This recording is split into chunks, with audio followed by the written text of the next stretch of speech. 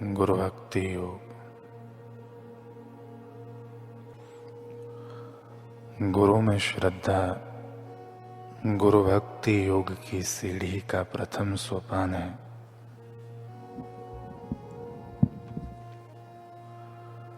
गुरु में श्रद्धा दैविक कृपा प्राप्त करने के लिए शिष्य को आशा एवं प्रेरणा देती है।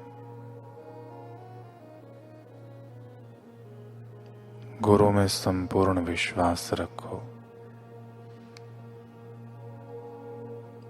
तमाम भय, चिंता और जंजाल का त्याग कर दो। बिल्कुल चिंता मुक्त रहो।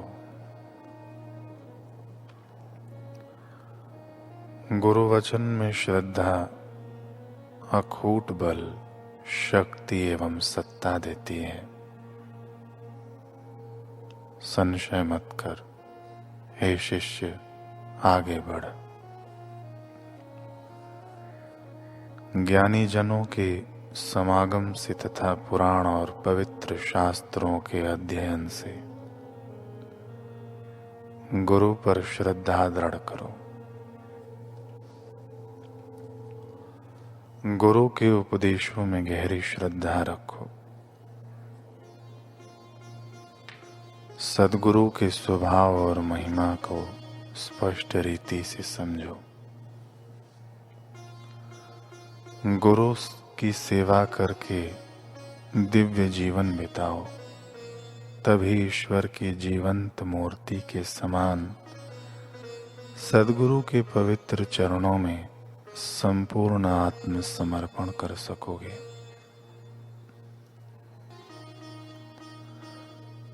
बाबा मुक्तानंद जी से एक जिज्ञासु ने पूछा कि गुरु किस किस प्रकार से शिष्य की परीक्षा करते हैं। बाबा ने कहा कि गुरु बहुत प्रकार से शिष्य की परीक्षा करते हैं। गुरु की परीक्षा इतनी कठिन है कि गुरु को छोड़कर लोग भाग जाते हैं। साधना पर लेक्चर देना अच्छा, खिलाना पिलाना अच्छा, मीठा मीठा बोलना, पैसा लूटना, यह कोई बड़ी बात नहीं। इतना करने से गुरु शिष्य का संसार नहीं लूट सकते। हाँ, डॉलर अवश्य लूट सकते हैं। उसका संसार लूट सकता है केवल सच्चे सद्गुरु की परीक्षण से। बाकी मस्का मारने वालों से शिष्य का संसार नहीं लूट सकता। गुरु का टेस्ट दवा से भी कठिन होता है। डॉक्टर लोग दवा देने से पहले टेस्ट करते हैं। एक बार मैं बहुत बड़े डॉक्टर के पास उनकी क्लिनिक में गया। मेरा टेस्ट हुआ। उन्होंने 5 बार सुई चुभाई, 5 बार रक्त निकाला। सुबह से दोपहर तक खाना चाय कुछ भी नहीं दिया। उसके बाद ही दवा दी। टेस्ट से दवा बहुत सुलभ है। वैसे ही गुरु के अनुग्रह से भी उनका टेस्ट बहुत कठिन होता है। अनुग्रह कठिन नहीं, टेस्ट कठिन है। दृष्टांत के लिए एक हंसी की कहानी कहूंगा। एक बड़े गुरु का बड़ा आश्रम था। एक आदमी कुछ मंत्र लेने के लिए आया। गुरु से अनुग्रह चाहता था। वह आदमी बहुत बड़ा, बहुत प्रतिष्ठित था। हमारे आश्रम में भी ऐसे बहुत मान प्रतिष्ठा वाले आते हैं। वे यह नहीं सोचते कि मान प्रतिष्ठा काहे की, इस शरीर की। तो आश्रम में मांस की कीमत क्या? मांस का टुकड़ा लेकर आते हैं कि इसे प्रतिष्ठा मिल जाए, मान मिल जाए। शरीर क्या है? मांस का टुकड़ा ही तो है।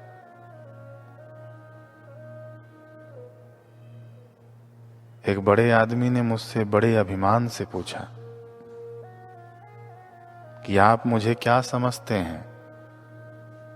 मैंने कहा, बंबई में जैसे कपड़ा निकालने की बहुत सी फैक्ट्रियां हैं, वैसे ही मैं आपको मन निकालने की फैक्ट्री समझता हूं। इससे अधिक कुछ नहीं समझता। समझ गए? आश्रम में मानव ज्ञान पाने को आता है, गुरु की कृपा, उनका अनुग्रह पाने को आता है, परंतु वहां भी मान और प्रतिष्ठा ढूंढने लगता है।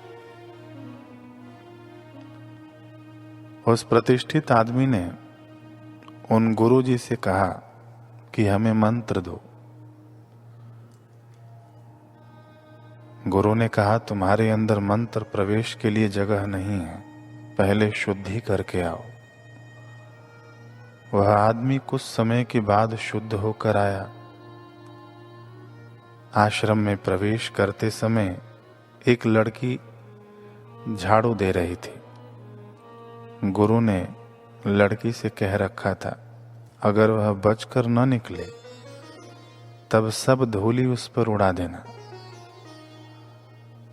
आदमी सीधा आया, लड़की ने सब धूली उस पर उड़ा दिया।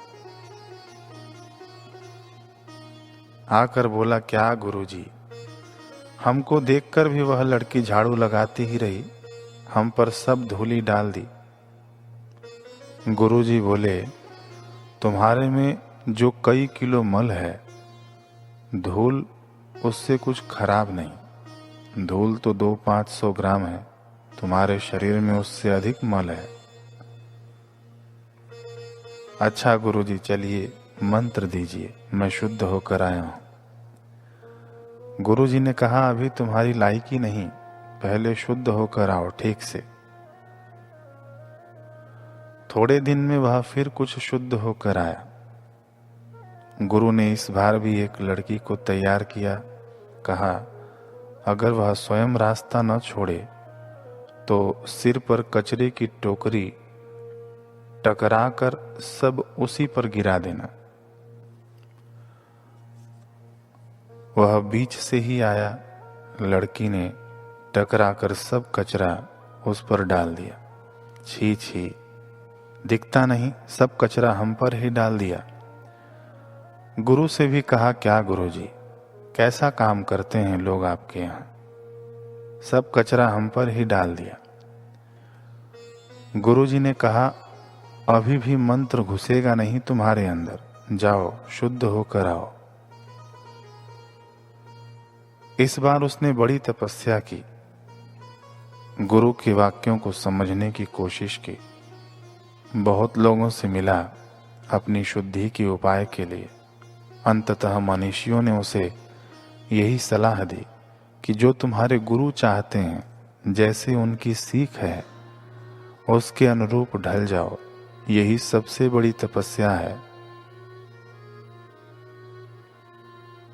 उस व्यक्ति के दिमाग में बात बैठ गई। गुरु ने क्या सीख दी है, उसी का मनन और चिंतन करूं, उनके सिद्धांतों पर चलने का पूरा प्रयास कर, तब शायद मेरी शुद्धि हो। व्यक्ति ने ऐसे ही किया। कुछ माह उपरांत फिर चल पड़ा गुरु के पास। इस बार गुरु ने एक गर्म स्वभाव की लड़की को नियुक्त किया। बगल में एक तरफ से आए तो ठीक, और बीच में से आने पर झाड़ू उसके मुंह पर दे मारना, ऐसा समझा दिया। वह व्यक्ति फिर से आया मंत्र लेने। सीधा आने पर उस लड़की ने 2 लगाए उसके मुंह पर झाड़ू से। इस बार सोच में पड़ गया कि क्या हमको विवेक नहीं। मेरे गुरुदेव ने क्या कहा कि विवेक से काम लेना चाहिए। ये लोग आश्रम की सेवा करते हैं, हमने कुछ मदद तो की नहीं और तंग ही किया। बगल से न जाकर सीधे सामने से ही गए। उसने उस लड़की को नमस्कार किया, बोला, देवी हमसे भूल हो गई, हमें क्षमा करना। जैसे ही गुरु के पास पहुंचा, गुरु ने कहा, अब लायकी हो गई है, शुद्धि भी हुई, अब मंत्र देंगे। इस प्रकार गुरु अनेक प्रकार से परीक्षण करते हैं। कुछ सावधान रहने से उसमें कुछ कठिन भी नहीं, क्योंकि गुरु ममता के स्वरूप हैं। परीक्षण तुम्हें भगाने के लिए नहीं करते, अपितु तुम्हें मजबूत बनाने के लिए करते हैं, ताकि तुम में वे जो ज्ञान का रस डालें तो तुम्हारा पात्र टूट न जाए। इसलिए परीक्षण होता है, नहीं तो वे जानते हैं कि तुम में कितनी लायकी है, तुम में कितनी योग्यता है। परीक्षण से डरना नहीं चाहिए, अहोभाव से भरना चाहिए कि गुरुदेव हमारा परीक्षण कर रहे हैं। गुरु में श्रद्धा रखकर कष्टों को सहना चाहिए। गुरु हमारे कल्याण के लिए ही करते हैं, ऐसा समझना चाहिए।